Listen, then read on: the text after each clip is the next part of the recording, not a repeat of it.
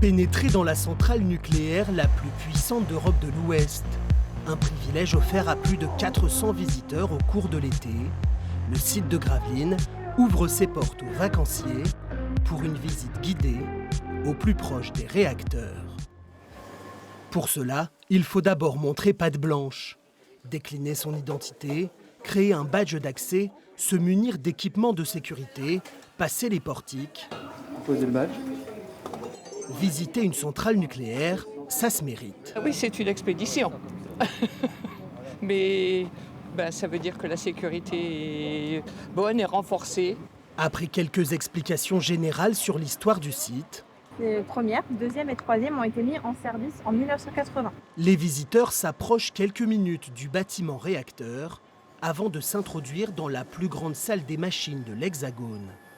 Un hall de 400 mètres de long qui abrite d'impressionnantes turbines. C'est ici que 60% de l'électricité des Hauts-de-France est produite. Ça permet, nous en tant qu'utilisateurs et consommateurs, de comprendre un peu le système et la façon dont c'est fabriqué. On m'a proposé de venir ici et je trouvais ça intéressant parce que c'est proche de chez nous et on n'a pas souvent l'opportunité de venir ici. L'objectif de ces visites, c'est de faire de la pédagogie sur nos activités, c'est notre devoir de transparence. Et puis c'est peut-être de susciter des vocations auprès des plus jeunes ou des moins jeunes d'ailleurs, qui voudraient venir travailler dans notre secteur d'activité. La visite se termine par un tour en bus sur les dunes environnantes pour détailler le projet de construction des futurs EPR2.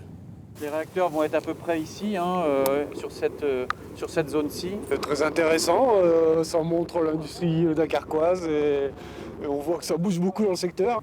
En dehors de l'été, des visites comme celle-ci sont organisées une fois par mois, gratuitement et sur inscription.